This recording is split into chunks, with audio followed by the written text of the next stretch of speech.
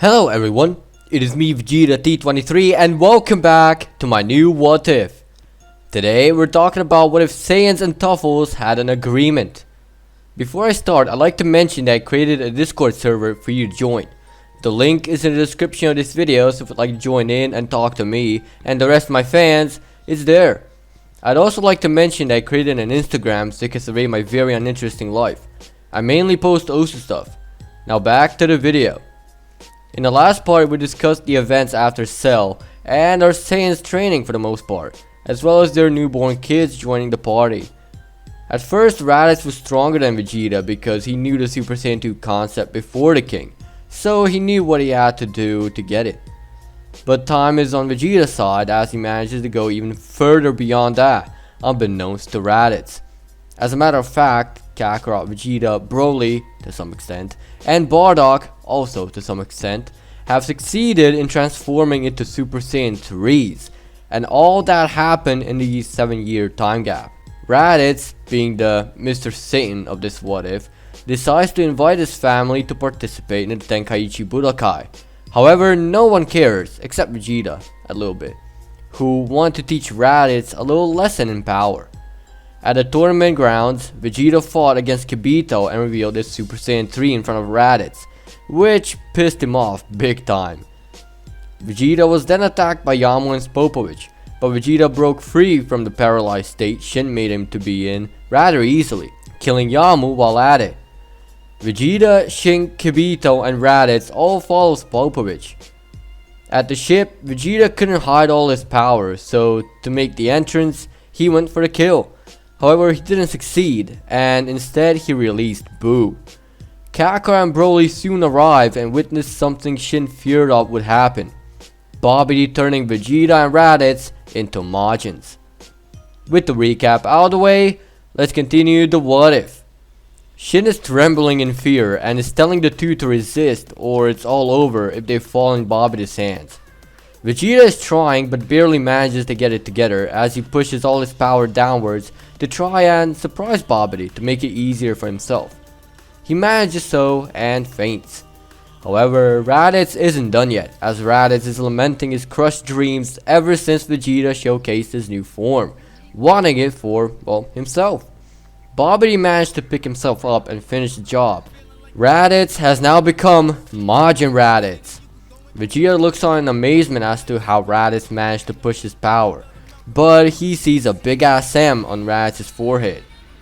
Raditz looks down on Vegeta and kicks him in the head as Vegeta faints.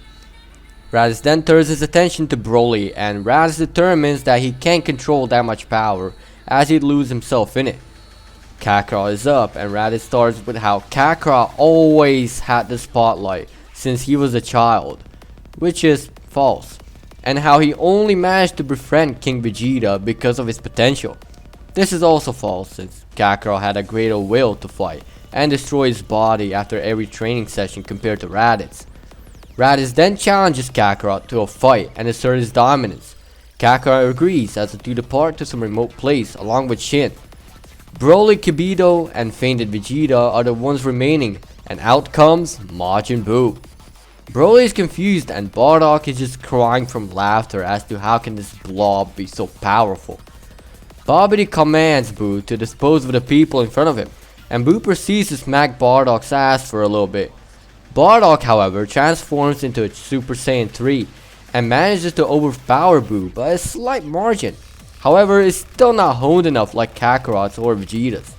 Regardless, he gives it his all until his body gives up. Broly joins in with his Super Saiyan 2 and attacks Buu alongside Bardock. Meanwhile, Raditz and Kakarot fight it out. Kakarot goes straight to his Super Saiyan 3 and Raditz shows his Super Saiyan 3 and they begin their fight. Everything goes pretty much smooth and they're both on par for a little while.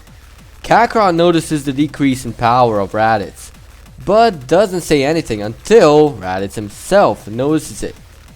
Raditz doesn't give a shit and continues his fight for power. After a while, Raditz finally realizes the immense strain Super Saiyan 3 does to his body and slowly loses his power. Kakarot smiles and explains Super Saiyan 3 in a nutshell, saying that he didn't tell him about it because his training wasn't as perfect as he thought, due to time constraints and fear of dying.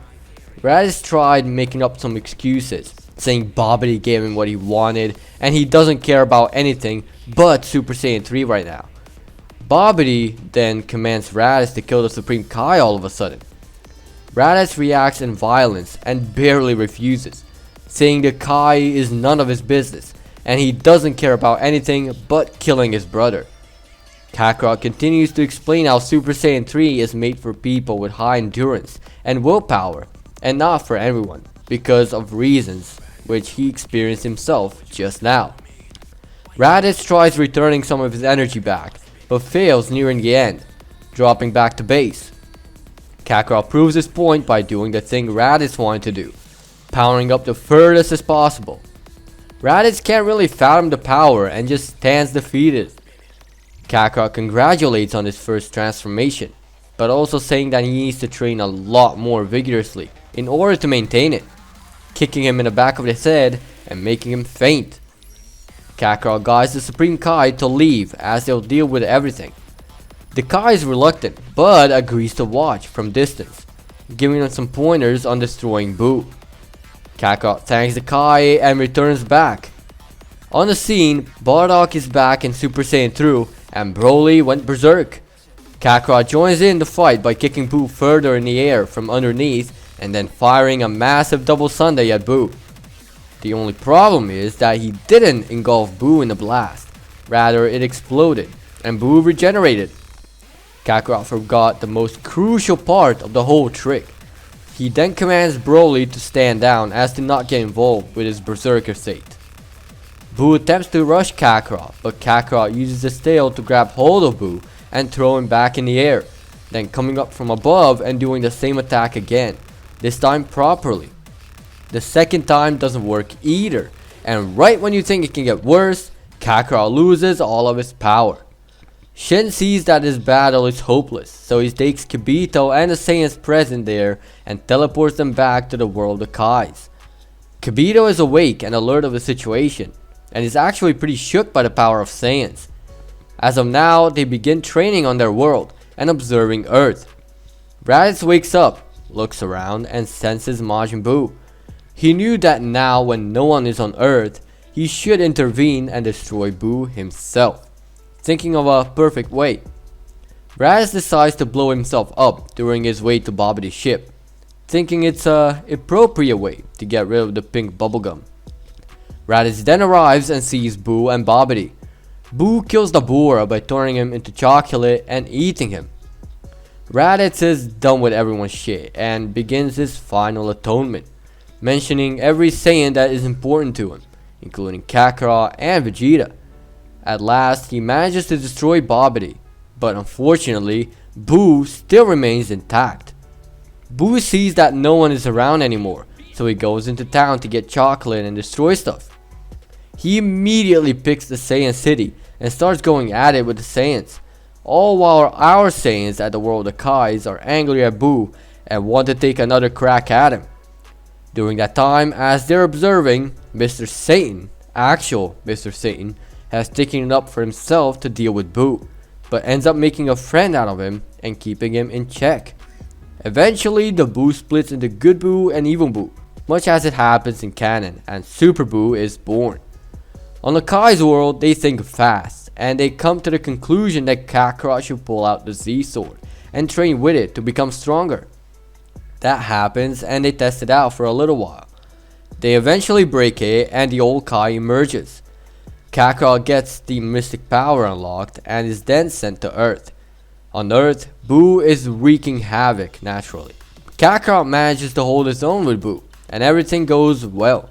Boo then threatens he'll kill Hercule and attempts so. However, as he's going for the kill, Good Boo reacts from within. Super Boo then turns into Kid Boo, which was worse than before because now Boo has no control of himself and is acting like a wild beast, while Good Boo is just lying flat on the ground. Kakarot manages to hit Kid Boo so hard that it will give him time to destroy him with one big attack. As that's exactly what happens, as Kakarot manages to fire a massive double sundae and manages to defeat Boo once and for all. With the Dragon Balls, the wish was made to restore everything back to normal and to erase Boo from people's heads. With that, good Boo joined the gang, and Raditz finally realized that acting like a pussy won't get him any. But will that give them intellect in the future with the awakening of Beerus? I guess we'll find out. And with that, we're leaving things be for now. Thank you for watching. If you think I'm bad at Osu, then click dislike. But if you liked the video, hit that like button. If you'd like me to cover your idea in the near future, comment down below. And as always, peace out.